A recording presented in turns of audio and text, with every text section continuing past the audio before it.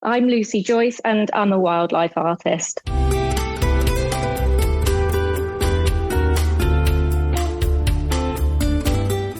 I'm Chris Stafford, and this is Art, the podcast where we get up close and personal with women from around the world of visual arts. This is Season 2, Episode 32. My guest this week is the British wildlife artist Lucy Joyce. Lucy's painstaking attention to detail is her signature on portraits of a variety of animals. Her artistry is crafted from photographic images and, in some cases, her own compositions, as she meticulously accounts for every hair and whisker. Lucy was born in Northampton in 1979, the oldest of two children. She has a younger brother, Robert. Her mother, Jackie Smith, is a part-time seamstress, and her father, Brian, was a precision engineer in motorsport. Lucy completed her GCSE and A-levels at Chenderett School in Oxfordshire, including 2 GCSEs in art and A-level art, before working in print and design. She then attended Southampton Solent University, where she earned a degree in marketing design. Lucy met her husband at uni, and upon graduation the couple spent a year working in Canada before returning to the UK.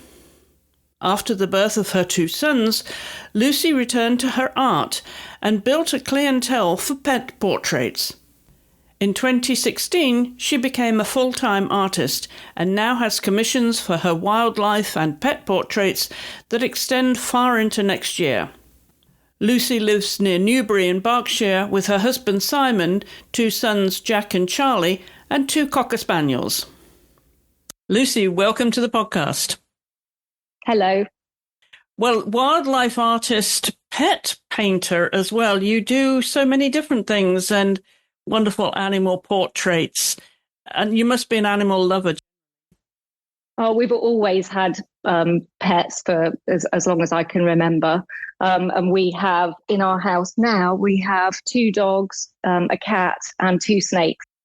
Each boy has got their own snake. So we've got a corn snake and a royal python. So they're pretty well contained, I would imagine, with having these other pets around. There's no risk of them getting loose. Usually. We did have one escape a few weeks ago, but we found him pretty swiftly, luckily. All right. Well, you know how we love to hear about pets and the animals in people's lives on this show, because often we have them as children and that shapes what we have as we get older as well. So there were always children, there were always pets in your dogs and cats as a child, wasn't there?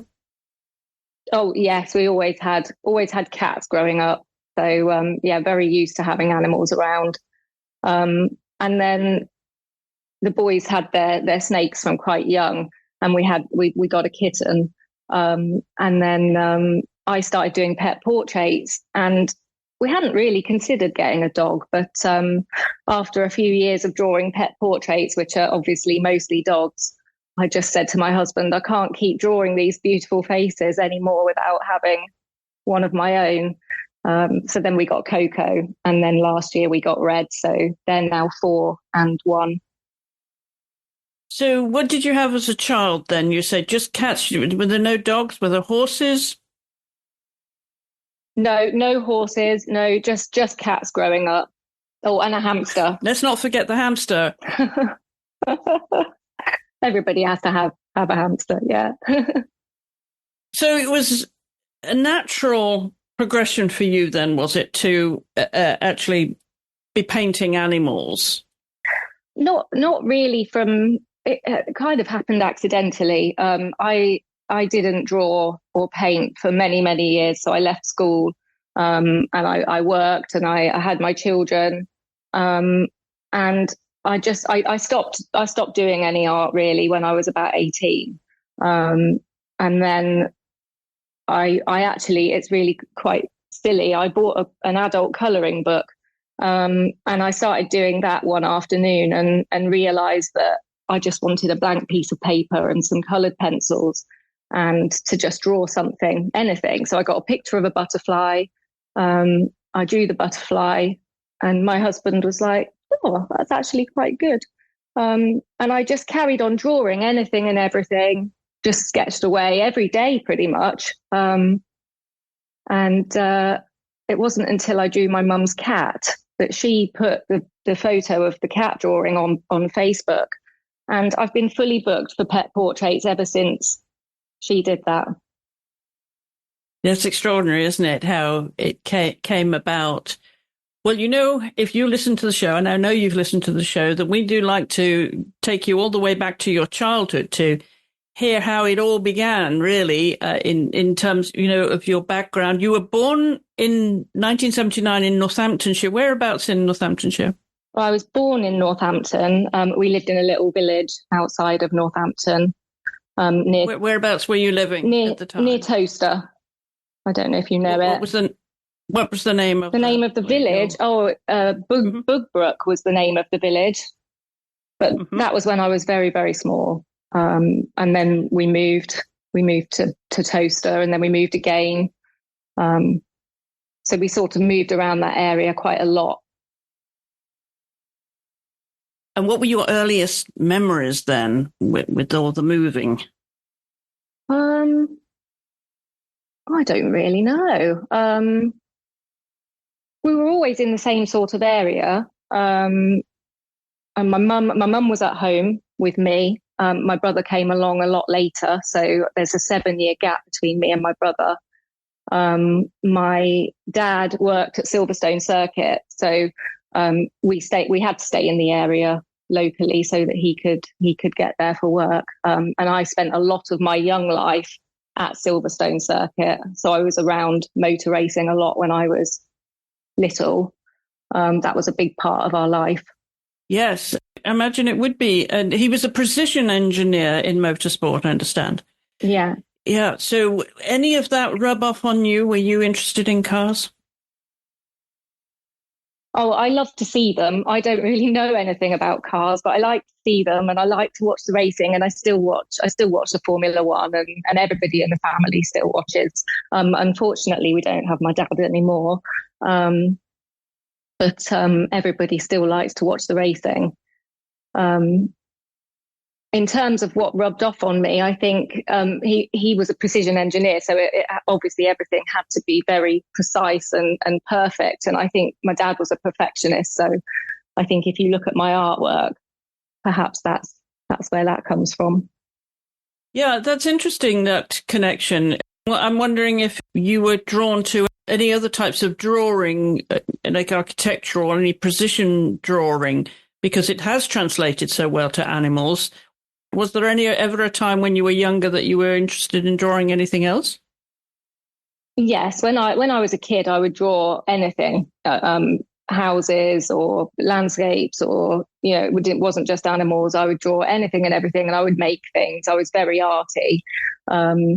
I did 2 art GCSEs at school because they allowed me to, which was lovely. And then I did an art A-level. And actually, I think I would have gone on to do, if I'd have gone to university from school, I would have gone on to do something like graphic design or architecture. But in order to do that sort of degree, you had to do an art foundation course.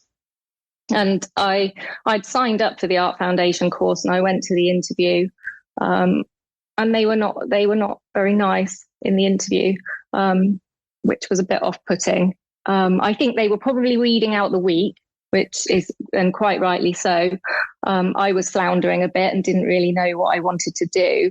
And I think the art foundation course seemed a little bit too creative for me. I just wanted to draw and paint, and I like to draw and paint what I could see, quite realistically.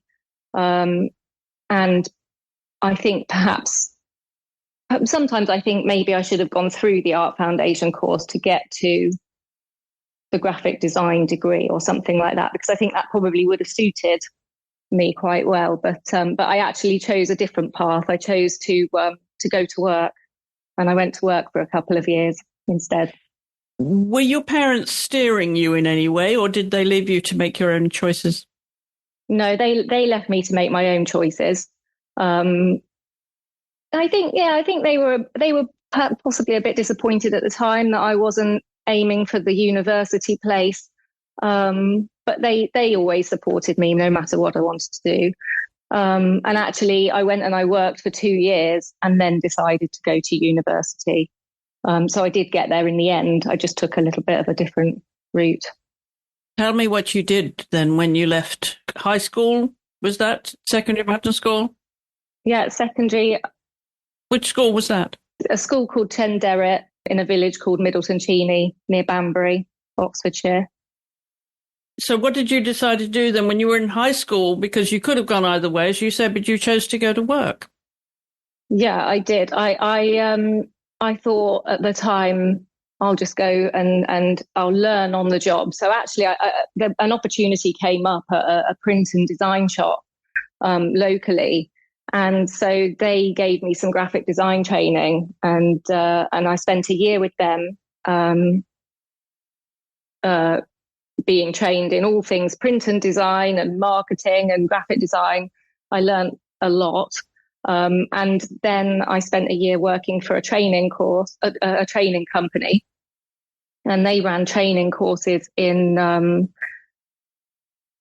sales skills, marketing skills, like professional training courses into corporates.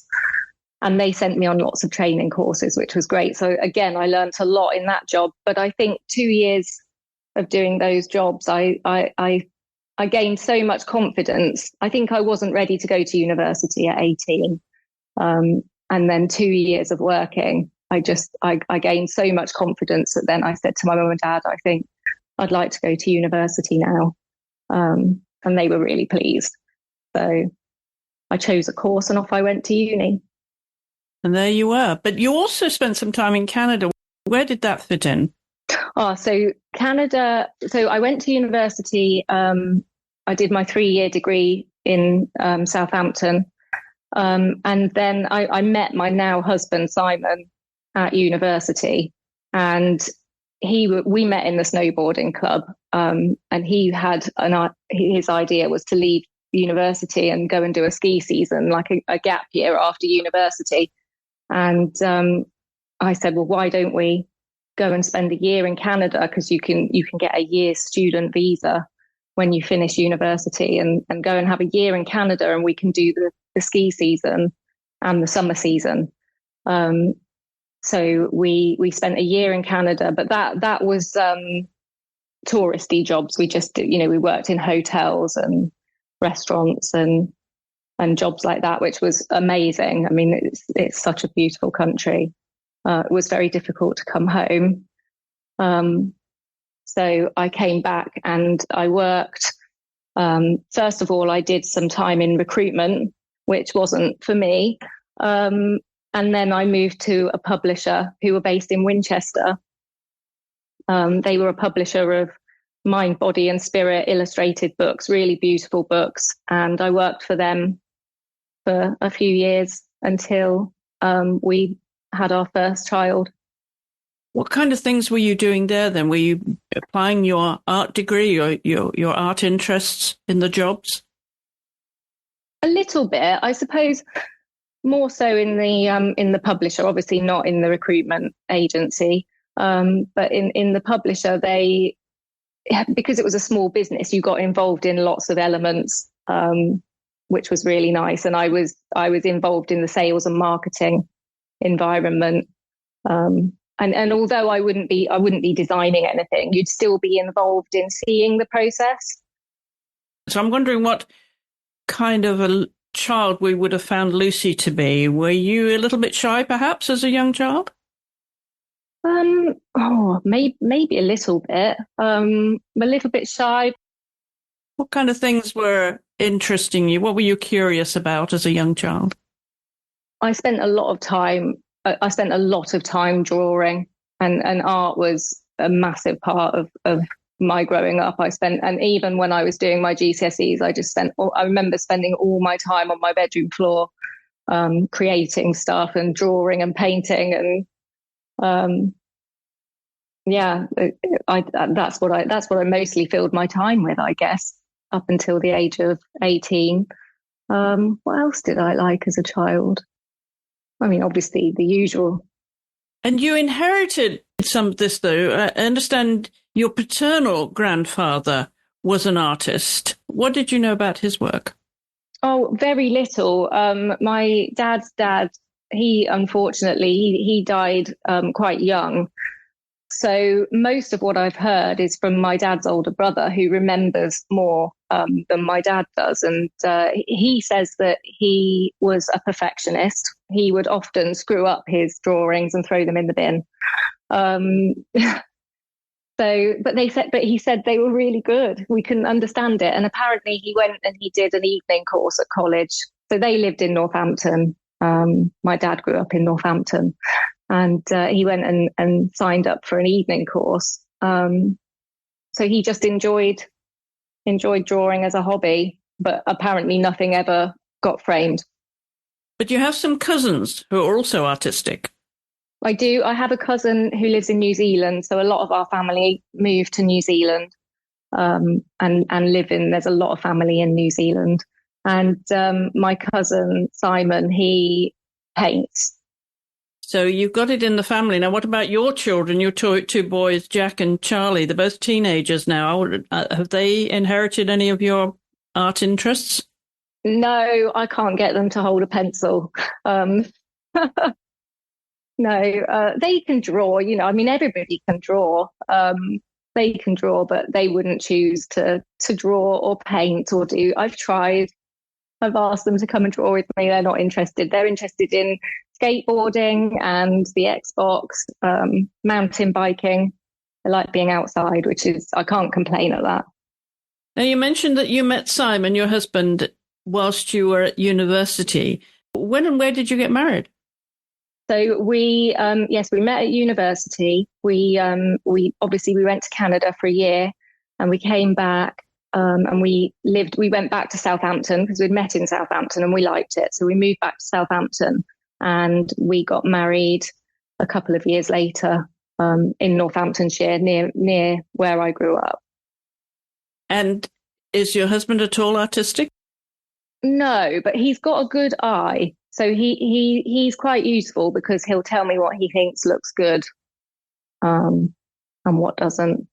But mostly he's complimentary. But yeah, he's good with design and he's good with the house, what kind of renovations will look good on the house and things like that. So you now have been a professional since 2016, and does that mean you are working in your studio 5-6 days a week? How disciplined are you, or is it driven by commissions? It sounds like you're really popular and in demand for commissions. Yes, yeah, it is very commission driven. To start with, I was purely a pet portrait artist. I pretty much work, I would say, every other minute that I'm not cooking or cleaning or doing the groceries or taking the kids somewhere. So it's really hard to tell you how much I work because I just fit it in around the family life, which is the beauty of it. It's so flexible. You can pick it up and put it down to fit in what's going on in life. You're actually going by presumably something like a photograph if it's a pet portrait or wildlife. Yes, absolutely. My work is so finely detailed that I do need to work from photographs. And as I say, it started with the pets. So, I was always given photos and I would draw pets and that was how it started. And I didn't really do much other than drawing the pets to start with. So I must have done that for maybe 4 or 5 years. And then I brought in the paints. I did start drawing wildlife in pencil as well alongside the pets. And then when I started painting, I started to do more wildlife, but still, again, from photos generally. I'll either pick a photo that I really like.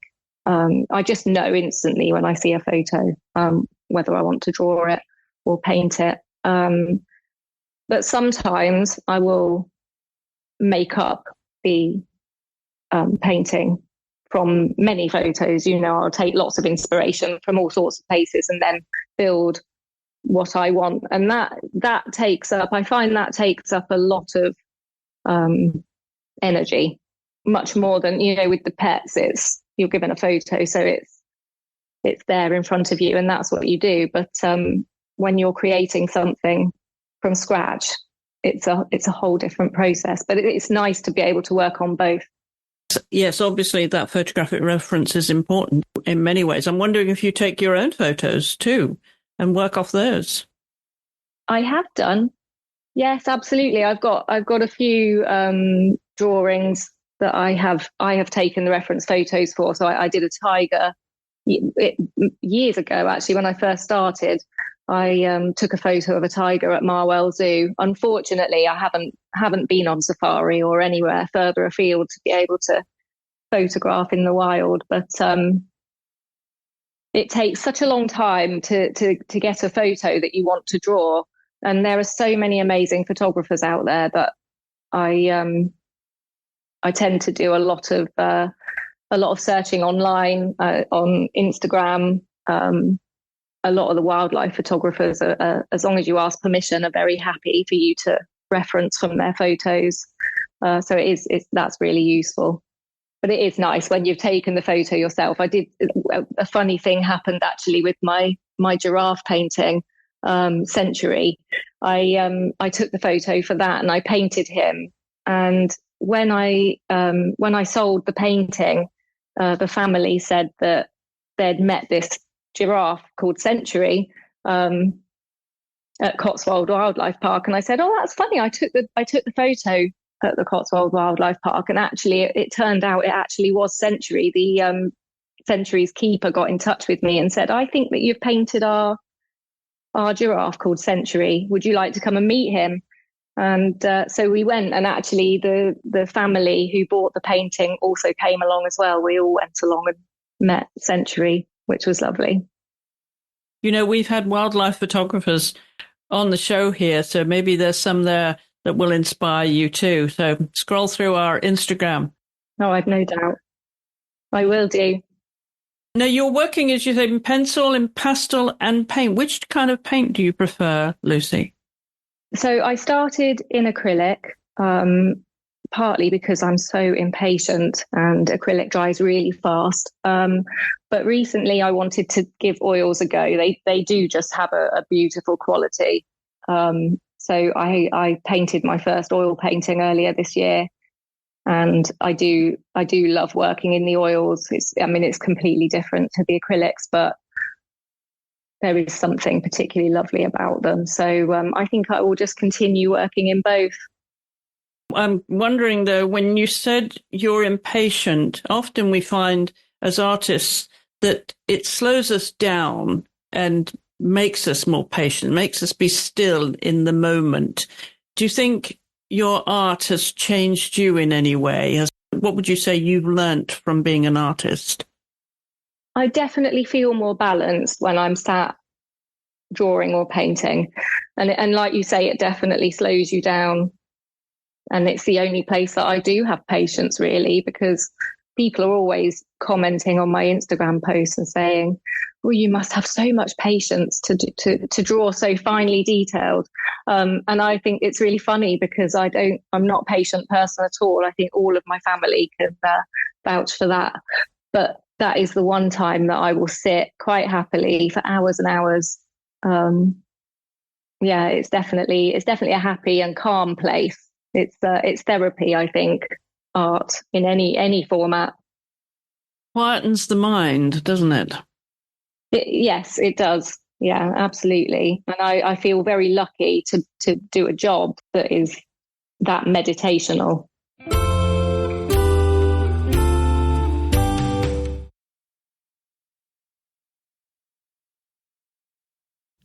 And I'm back with the British wildlife artist Lucy Joyce. Does your art have to be commercial, Lucy? Or would you do it anyway, even if you didn't sell it? I think I would do it anyway. It's difficult to know because when I started drawing in 2016, so 8 years ago, I just enjoyed drawing, and I spent a few months drawing everything. And I just enjoyed it. And I set up the Instagram account and just called it Mrs. Joyce Draws, just because, I was Mrs. Joyce, and it sort of rolled off the tongue, and it ended up sticking. But I had no idea that so many people would appreciate what I was doing back early then. So I was just enjoying drawing, and then along came the commissions. And of course, that's then pushed me forwards to continue drawing. And I do love drawing the animals. I think I do get asked a lot to draw other things. I've done a couple of landscape commissions, which were lovely to do. And I get asked to draw people, children especially, a lot, but I don't do humans. And that's because? Perhaps because I'm not very good at it. I don't know. I didn't spend very much time doing it. I practiced on my own children, and it just didn't look quite right. So yeah, I didn't continue with that. But I just love drawing animals. Has anything about how you've developed as an artist and become so successful, Lucy, has any of that surprised you? Oh, it all surprises me. I mean, I can't quite. If somebody had told me when I was a child that I would be paid to draw, I'd have thought they were mad. At no point when I was growing up did I think that you could be an artist as a job. So it was never, when I left school, it was never, going to do the Art Foundation course was not in order to do fine art or become an artist. I liked to draw, but that was a hobby. And I, at that time, wanted to study something vocational.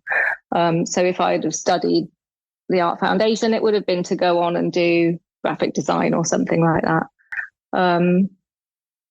It surprises me all the time that I can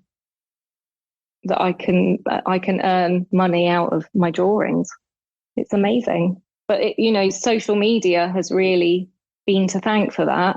As much as we all love it or hate it, and there are very many negative aspects to social media. It does get people's art out there, and for sharing, it's amazing. When you were growing up, were you exposed to art galleries and art books and museums and things like that, Lucy, to educate you with some art history, maybe before you went to university? I'm thinking now, when you were much younger, did your parents take you around to galleries and museums? I don't think they did. No, I don't think we really did galleries. And I mean, we did museums. We did the usual museums, and you'd go to London, and I'm not sure we went to any galleries in London when I was little. What my parents did was they brought me art materials. They knew I loved it, and so a new box of watercolors, or when I discovered watercolors in tubes, I remember that it was really exciting. I was probably about 9 years old. So they encouraged me by giving me all the resources that I could want to do my art. Galleries came when I was at school and I was studying at GCSE and A level. So we visited. We went to Paris. We went to Amsterdam. We obviously went to London. We visited many of the main galleries. And obviously we studied art history. I'm not sure I can remember any of it though now. Well, I was going to ask you, who was impressing you? Who were your favourite artists historically? Oh, that's hard, because I just wanted to create art at that time, and I wasn't a very good student in terms of listening to the art history. I remember going to the galleries. It was such a long time ago. I remember things like seeing Monet's water lilies and being like, wow, they're amazing. I mean, they're huge for a start. I don't know. I just wanted to draw. Do you still go down to the National Gallery or National Portrait Gallery in London? I went a couple of months ago and I loved it. I probably appreciated it way more than when we went when I was at school. And I'm probably more drawn to the Impressionist work, funnily enough. I do like to see the old realistic type work, because obviously I can appreciate it. I want to get up really close actually and see how did they do that. You know, you can always tell the artists in the galleries, can't you? Because they've got their noses right up against the paintings, looking at the brushstrokes close up.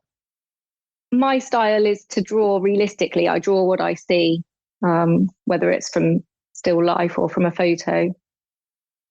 And do you think it's important, given your journey through art and your education and your childhood, do you think it's important that your children have an art education of some sort by visiting these galleries and museums, and at least to have some foundation for appreciating art?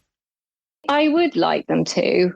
Getting them to go to anything like that now, they're 16 and 14, is really hard work. They'll come and see. I've had some paintings in a local gallery the last couple of years because I've done open studios with our local open studios group, which means that you put some of your work in a local gallery. We live near Newbury in Berkshire, so it was a really nice exhibition, and the kids came along to that. So that's probably the most amount of experience of art galleries that they've had lately. Tell us a bit more about the galleries that you would be in, and maybe workshop. Do you teach at all? No, I don't teach. I get asked all of the time. We run tutorials, and I've been asked to teach in person locally. I don't know how to explain what it is that I do. I just make it work on the canvas or the paper. I don't really feel there's any method to my drawing or painting. So I don't know how I would even begin to teach somebody to do it. I don't know. Sometimes I think it would be nice to teach, and I've actually done a few sessions with some children. Just sort of one-to-one drawing sessions, which were fun. How to draw an eye or a dog or things like that. But also I'm really slow, so it takes me about a week to draw a dog. I was wondering about that because it is so detailed. I mean, that maybe sounds like a long time to some artists, but given the level of detail in your work, I can imagine it's so meticulous. It's not something that can be rushed. Yeah, absolutely. I give my pet portraits a week, really, and some of my bigger paintings will be over months. So yes, it's slow going, and there's lots of little tiny brushstrokes. But that's it. Do you know? Sometimes I try to paint a bit looser. I really admire painters. I admire lots of artists who do beautiful paintings with a few brushstrokes and just get the light just right. I think it's amazing. And I try sometimes to be a bit looser with my work, but I always come back to putting in detail. I can't help myself. Yeah, it is an admirable trait, isn't it, when you can be that loose in the artwork? I totally get that. Now, do you always paint indoors and draw indoors, or do you take your work outside at all? No, always inside. You need that controlled environment. Yeah, and because I'm so slow, and because I pick it up and put it down, so to find a session where I could go and be outside for a few hours would be really difficult. And all of my inspiration is coming from photographs, really, which I have on the computer next to me. And you mentioned that your husband Simon, he has a good eye. So is he allowed to be the first critique of your work? Always. So in terms of your daily routine, then, you were really fairly flexible, I suppose. And you talked about being so commission-driven, Lucy. How much work would you have backing up? I mean, that's pressure, isn't it, when you have commissions as well? How do you cope with all of that? I think because I've been doing it for quite a few years now, I'm pretty good at working out how long each commission's going to take. So, as I say, I tend to book one portrait in with a week's time, but then I have to factor in the kids' holidays, and also now that I do some wildlife alongside, I have to factor that into my diary as well. So I do take less portrait commissions now than I used to, and I work on both alongside. But but I do have a waiting list that I've been fully booked for this year since about November time, and a huge waiting list for next year. So I don't know whether I'll get to everybody on my waiting list for next year. So I shall have to start planning my diary pretty soon. So yes, there is the constant pressure, but I know how to manage the time now. How do you cope with that pressure of having to deliver? And presumably when you take it on a job, you give that customer a timeline. So there's expectations. Yeah, I do. And I suppose it's from I've worked in so many sales departments and marketing departments and small businesses, that I'm really particular about my timescales. So whatever I tell the customer will happen. It won't ever run over. It doesn't really matter what's going on in my life. I will always make sure that I reach my deadline. So I just know how much I can fit in. I suppose I do give quite a good buffer, just to make sure. But and if I have to work late, if I have to work at the weekends, then I do. I often do. I probably work a full working week, just little bits in the day, little bits at weekends and bits in the evenings. And so the family doesn't mind then if you have to retreat to your studio in the evening?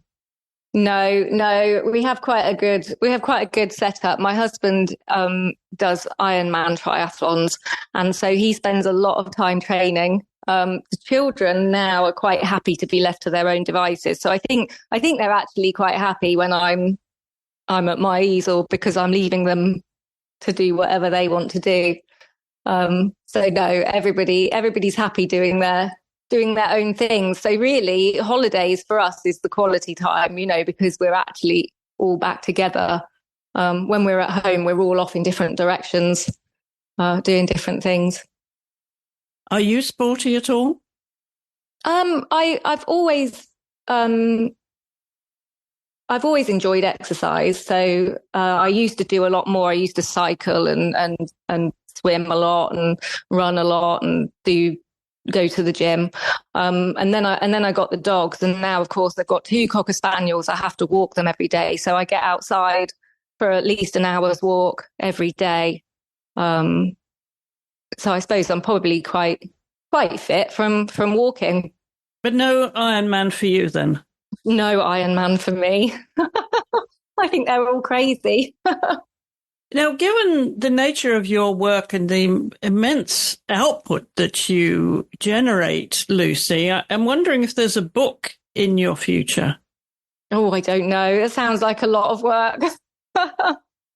But you already have the work. The back catalogue of your work is already there, right? It only has to be reproduced for publishing. Well, maybe. I don't know. I hadn't really thought about that. Are you a big book person? Are you a reader? I am. I do love books, and I used to read a lot. And now I find, because I spend so much time doing art, any time that I would be sat on a sofa reading, I'm actually painting. So I don't read, but I do listen. I listen to a lot of podcasts, and I listen to audio books, and I have box sets going on in the background. So I consume a lot of TV and books and podcasts. Where does music fit in? Do you have music while you're working? Not so much while I work, no, but I do love music. I like to dance, and we did a lot of clubbing as kids, a lot of Ibiza trips. So yeah, I do. I'm a house music fan. I do like dance music. I do like to listen to music here and there, but I don't put it on to work too. I actually quite like something that's giving me information or a story going on while I work. Are you musical at all? Do you play anything? No, I don't. I did as a kid. I had all the lessons, but no, everybody else in my family is musical. So my husband can play the guitar and the piano, and so can both of my kids. But that's definitely on his side of the family, not mine. So do you sing? Do you join in? No. And you mentioned some of the local art galleries and you're involved with this. Is that something that you enjoy doing? Do you enjoy participating and showing your work locally? It's not something I've done very much. So the only event I've taken part in is it's called the Insight exhibition, which is at the base at Greenham, which is a gallery just outside of Newbury. And it's as part of the Open Studios programme. So our local Open Studios is for West Berkshire and North Hampshire. And I've taken part last May and this May, 2 years in a row. So I open my own garden studio and invite people in for about 10 dates. I think I opened during May, and alongside that, the base at Greenham has this exhibition that all of the artists who participate can put in some work. So it's a lovely exhibition because there's just so much of so many different types of artwork, and for anybody who wants to visit the local Open Studios, it's a good starting place because they can go there, they can see all the different types of art from the different artists, and then they can pick and choose their favourites and go and see them in person. Just going back to the books, I'm wondering if you've ever been asked to illustrate books. No, I haven't. I don't really think of myself as an illustrator. No, I don't. I haven't been asked to do that. I have had a tutorial published in a book many years ago it was a how to draw birds book, but that's as much as I have done, and that was a long time ago. So, looking to the future, then, given that you're in such demand, is this something you just can see yourself always doing, and it's something that you so enjoy, or are there other mediums in art that you want to explore? I think that I will always do this. I can't ever see a time that I won't be drawing or painting animals. And I do like having the mix of both the pets alongside the wildlife. I've been asked to do more and more wildlife commissions as well, which has been really fun. And then sometimes I do the wildlife pieces that I choose to do and then hope they sell. Luckily, so far, I tend to sell the wildlife pieces fairly quickly, sometimes while I'm even still painting them, or soon after they're finished.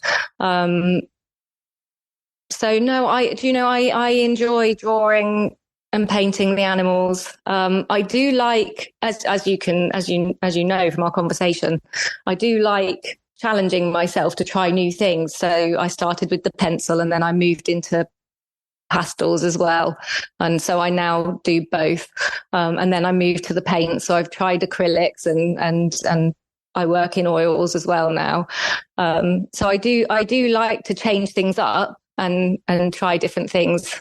And I just bought a sketchbook, so I think I shall probably do some sketching as well, which will be quite fun because everything else I do tends to take such a long time.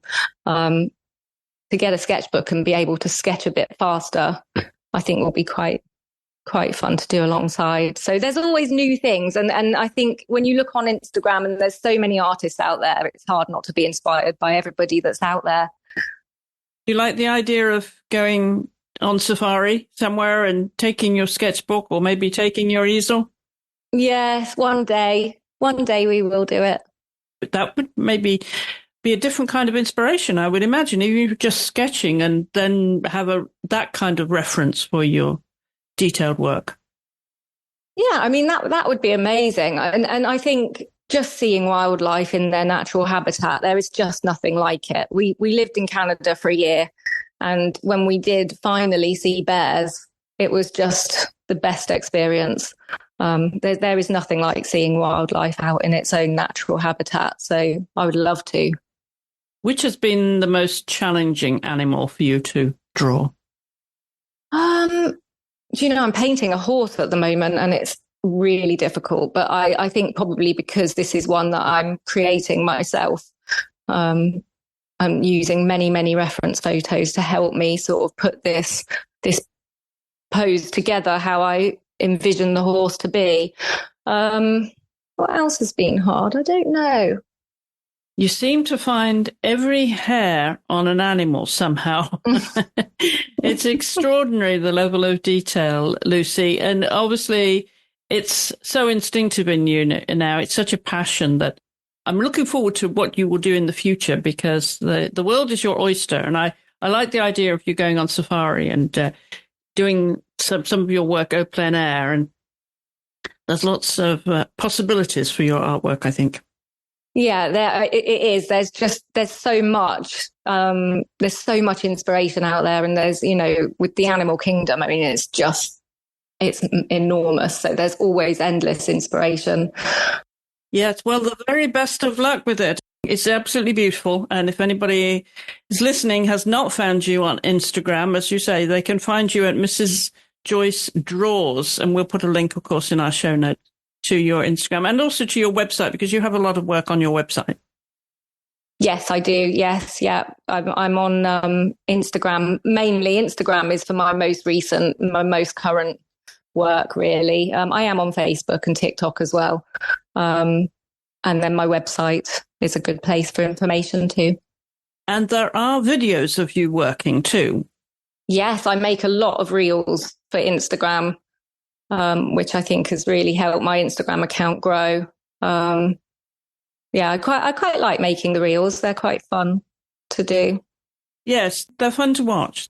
Thank you. It is really beautiful, and long may you continue to enjoy it. And thank you for taking time to come on the podcast.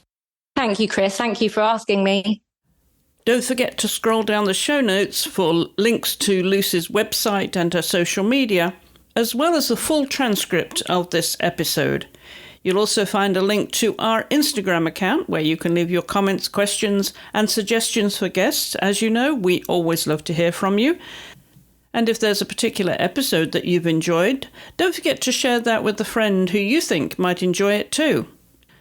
My thanks again to my guest this week, Lucy Joyce, and as always, to you for listening. I know you have lots of choices, so we do appreciate it when you tune into the AART Podcast every week. And I'll be back next week when my guest will be the American photographer Jamie Beck. So I do hope you'll join me then.